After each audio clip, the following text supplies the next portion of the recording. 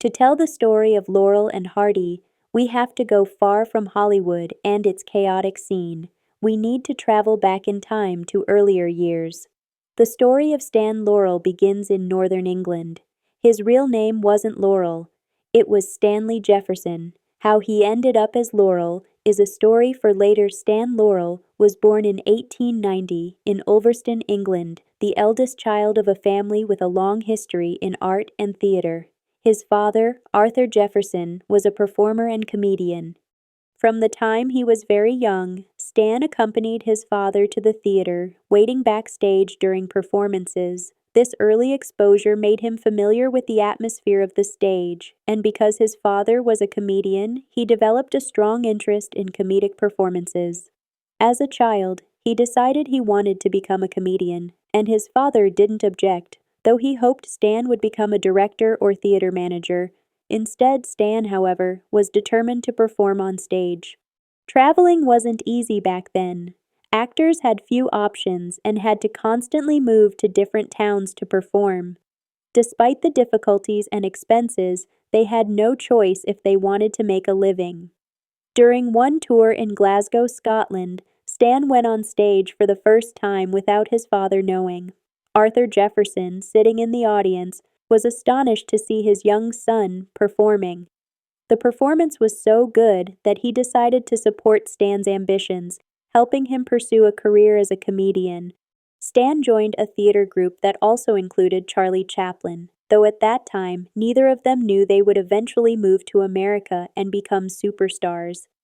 Stan and Chaplin remained in England for a while, but our story moves to America to tell Oliver Hardy's story. Oliver Neville Hardy's story began with the early death of his father while he was still a baby, which made him very attached to his mother. As a child, Hardy was overweight, which, according to his sister, was influenced by the absence of a father.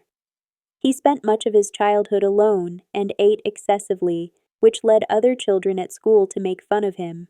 Interestingly, although Hardy was born in America, his ancestry was English, with several generations of his family having migrated from England. Hardy struggled in school and eventually left his studies, joining the army, where he didn't fare much better, and eventually left the military school. He said only his mother's biscuits and music could calm him. In 1910, Hardy began working as an usher in a cinema. During intermissions, he would sing, and audiences often came just to hear his voice instead of watching the film. Occasionally, he would watch the actors on screen and feel he could perform better. During his free time, Hardy visited film studios, seeking even the smallest role from directors. By 1914, he got a minor role in a comedy film. His stocky build drew attention from Hollywood directors, and he used it to make audiences laugh, which was quite innovative at the time. In 1912, Stan Laurel left England for America. He joined a theater troupe that toured the United States. In 1917, he met Australian actress May Dahlberg, who had a strong influence on him. One of her suggestions was to change his surname from Jefferson, which sounded very English and formal, to something more fitting for an actor. One day, May showed Stan a book about ancient Rome, where a general wore a laurel wreath, a crown made from leaves symbolizing victory.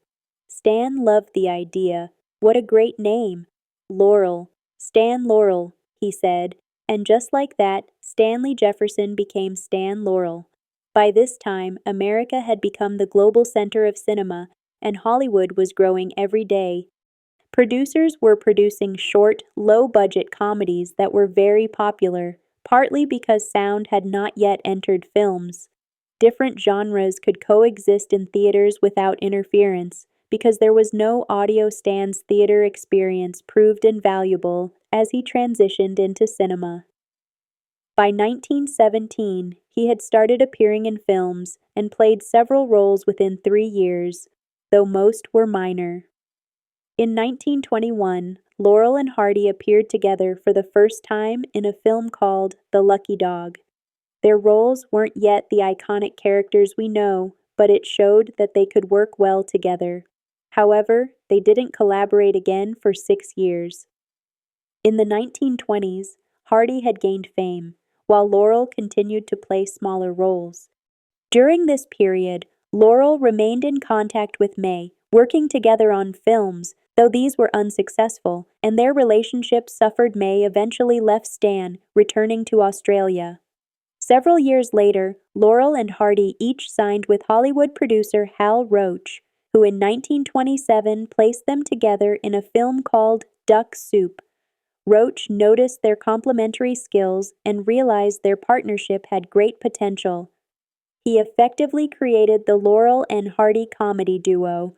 In their next film, The Second 100 Years, they found their comedic personalities. From then on, the world began to recognize them as Laurel and Hardy, even though the films had different directors and writers. Their characters gradually solidified. Hardy's expressive reactions and glances at the camera communicated his feelings, while Laurel's subtle expressions conveyed emotions without speaking. Their comedy was simple, universal, and relatable to audiences of all ages and nationalities. They often pursued a simple, happy life, only to encounter complex obstacles, with their attempts at revenge often backfiring. In just the first 2 years of collaboration, they made 21 films, achieving immense popularity and living like top Hollywood actors. Laurel, after separating from May, married American actress Lois Nielsen, while Hardy married another actress, Myrtle Reeves. Their marriages coincided with their career peaks, leaving little time for personal life. In 1929, the introduction of sound films transformed the industry. Many silent-era stars were sidelined, but Laurel and Hardy thrived, partly because Hardy's voice was beautiful and could be used creatively in dialogue. They adapted their comedy to the sound era seamlessly, combining physical humor with vocal timing. Their skills ensured they succeeded in both silent and sound films, a rare achievement. Though their films had various writers and directors, Laurel and Hardy's expressions and gestures captivated audiences, often overshadowing the dialogue. By 1930, they were at the height of their fame, and audiences queued to see their films. Laurel, who portrayed a simple-minded character on screen, was highly involved behind the scenes, directing several films and contributing to scripts, while Hardy fully trusted his decisions. By 1932, Laurel and Hardy were among the biggest comedy stars globally. Their fame spread internationally, with Roach filming scenes multiple times in different languages for overseas distribution. Each country often gave them local names. Sweden and Norway called them Helwin and Halvin. Hungary used Stan and Span. Poland had Filify and Floppy. Despite their international recognition, Laurel and Hardy believed their fame was mostly limited to the U.S. They realized the extent of their global popularity during a 1932 trip to England, where they were greeted with overwhelming enthusiasm, performing live shows for massive crowds. Hollywood was also changing. Audiences preferred feature-length films over shorts. Laurel and Hardy successfully transitioned, exploring different roles: soldiers, ordinary men, and childlike characters, opening new possibilities for their comedy. They eventually left Hal Roach to work independently, though the financial and logistical challenges were significant. Both were also famous among Hollywood women, and their personal lives were complicated by marriages and divorces. Laurel married Ruth Rogers twice, while Hardy's marriage to Lucille Jones brought him stability. By 1941, they signed with 20th Century Fox. Though financially successful, these films lacked the creative involvement Laurel and Hardy had previously enjoyed, and they were limited to acting roles. In 1945, they realized studio executives were not supportive, threatening their reputation, and chose to halt their work. Aging and with declining health, Hardy suffering from heart problems and weight loss, Laurel battling diabetes, they eventually retired from filmmaking. Hardy passed away in 1957, profoundly affecting Laurel. Laurel later received a Lifetime Achievement Award in 1961 and passed away in 1965. Despite their deaths, the story of Laurel and Hardy endures. In their hometown of Ulverston, a museum celebrates their legacy, preserving the history of the comedic duo whose timeless performances continue to captivate audiences worldwide.